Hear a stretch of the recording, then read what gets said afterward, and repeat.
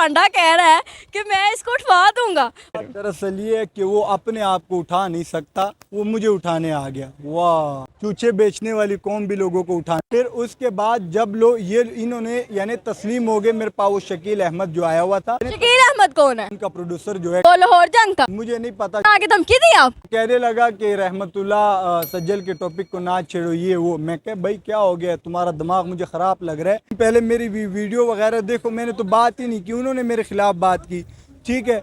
तो उसके बाद मैंने ये चीज़ें स्टार्ट की। लोग आया हो कि ये हमें सोने का घोड़ा अहमद शाह साहब ने दिया, ये सिविक गाड़ी मुझे अहमद शाह ने गिफ्ट की। और जिस वक्त में आप अमाना मॉल को जानते ही नहीं थे, हम उस वक्त में अमाना मॉल जाते थे। इर्द गिर्द जो वो अंगूठियां वगैरह बिकती हैं, उन्हीं से ही पकड़ के उनको गिफ्ट मिले जाते हैं। वो जो सीढ़ियों से उतर रहे, सिविक गाड़ी हो गई, तो अहमद शाह का घर हो गया, ये सब कुछ लैला का है। घर भी लैला का है, गाड़ी भी लैला की है। अस्सलाम वालेकुम नाज़रीन, मैं हूं आप सबकी प्यारी सी होस्ट गुलशा। और ना मैंने बड़ी बातें सुनी है भाई, ये बंदा वायरल क्या हो गया, इसके तो छोटे छोटे बच्चे खिलाफ हो गए। वो मोटा सा पांडा कह रहा है कि मैं इसको उठवा दूंगा। अब देखते हैं कि इनको वो उठवा भी सकता है, इनकी कितनी कैपेसिटी और उसकी कितनी कैपेसिटी है। ज़रा मुआवजाना करते हैं, बातें चीतें करते हैं, उससे हमें अंदाज़ा हो जाएगा। अस्सलाम वालेकुम। वालेकुम सलाम। कैसे हो? शुक्र अल्हम्दुलिल्लाह। ठीक हो? अल्हम्दुलिल्लाह। किसी ने कुट शुट तो नहीं परवाई?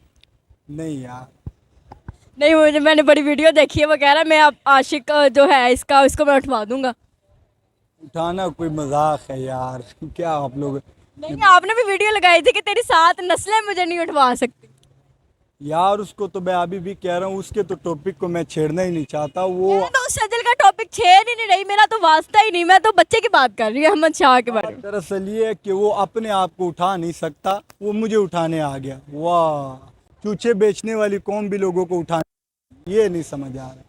चूचे बेचने वाली कौम, इतना बड़ा खिताब मिल गया, अभी शर्म आ जानी चाहिए। अच्छा, नहीं उसने ये बात क्या सोच के की है? उसका आपके साथ कोई वो बनता नहीं है, ना आप एज फेलो हैं, ना आप दोस्त हैं, ना आप क्लास फेलो हैं, ना आप कॉलेज फेलो हैं, तो फिर भी उसने आपको ये क्यों बात की? ये आप लोगों को पता ही नहीं है। इन लोगों ने यानी जो व्यूज़ मेरे वीडियो पे आए थे ना, तो वो मुझे ख़राब करने में लगे हुए थे। अच्छा। ठीक है, और इज़्ज़त ज़िल्लत अल्लाह के हाथ में। जो रिस्पेक्ट मुझे मिली इसके बाद, उस बात के बाद जो मुझे रिस्पेक्ट मिली, वो अल्लाह को पता है और मुझे पता है, ठीक है।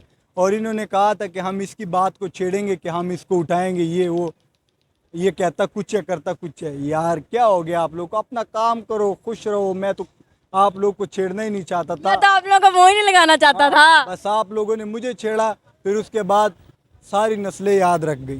साथ क्या आने वाली सारी आने वाले 7 नस्लें याद रख गई रहमतुल्लाह भी था इस दुनिया। कि किसी से हमने पंगा लिया था और बाद में हमने जो वीडियो अपलोड की फिर ख़त्म कर दी। अच्छा, अगर आप उसको अपने मियार का ही नहीं समझते, नहीं ना समझते, बच्चा है वो, बच्चा है, तो अब अगर उसे मियार का ही नहीं समझते तो फिर वीडियो का रिप्लाई क्यों किया आपने?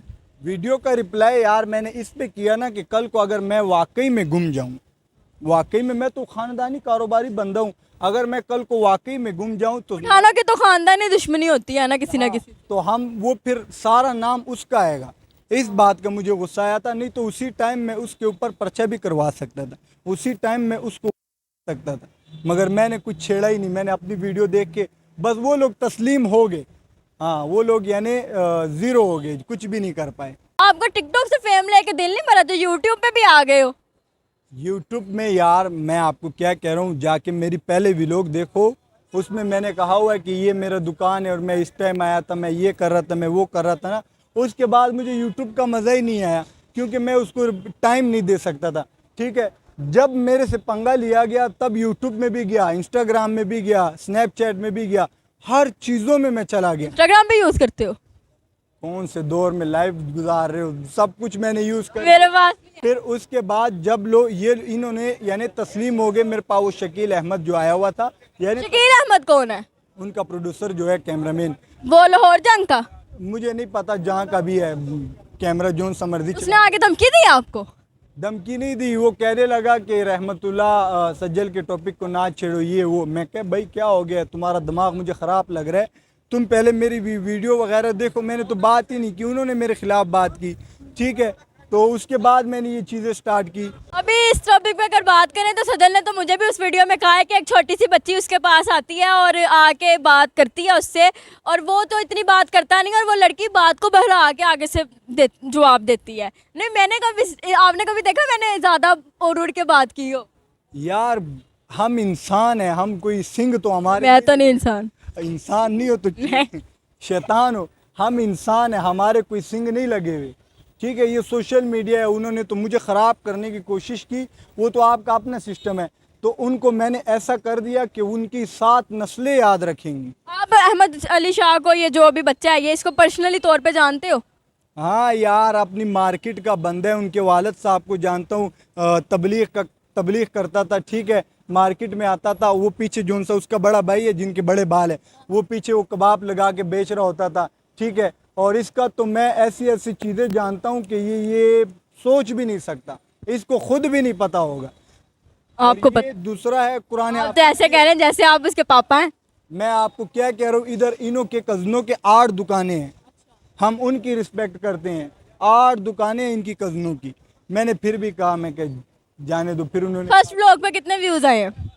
मैंने देखा ही नहीं. व्लॉग पे पता नहीं नो के आए हैं, पता नहीं, उसमें मुझे समझ नहीं आती उसका क्या है. व्लॉगिंग की क्या थी, क्या बोला था उसमें?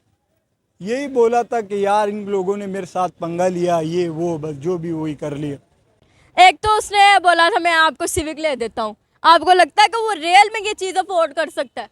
हो सकता है यार, उसके 5 जिम जो है 5 जिम इन्ने तो फिर वाला टेढ़े थे आया ਹੁੰਦਾ है. मेरी बात सुनो, वो मैं तो यही कहूँगा, मैं इस टॉपिक को पहले छेड़ना नहीं चाहता. अब तो इन्होंने भी वो चलाने तो चला ले, मुझे कोई ज़रूरत नहीं है. वो ये कहना चाह रहे हैं कि हम अपने व्यूज की खातिर इनका यूज कर रहे हैं. कितने तेज हो.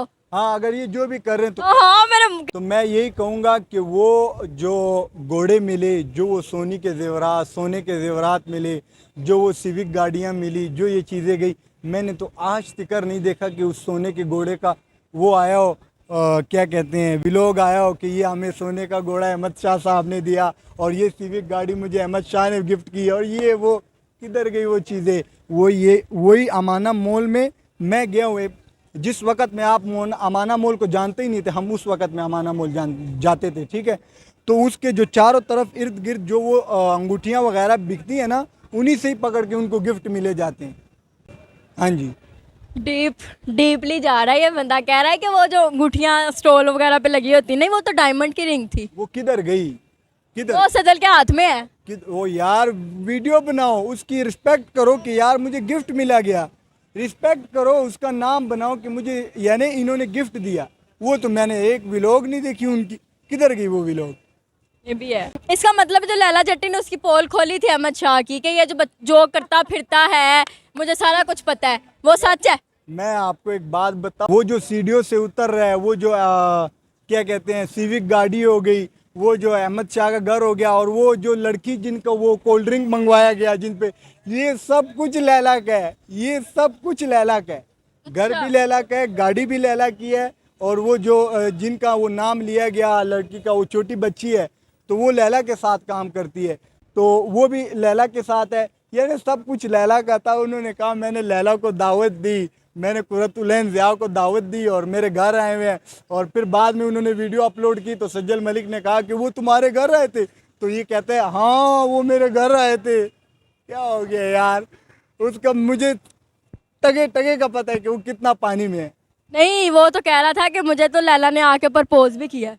वो यार लैला किथे थे, ओ किथे बच्चा है. मेरी बात सुनो. मैं ये पोल नहीं खोलना चाहता, बराए मेहरबानी.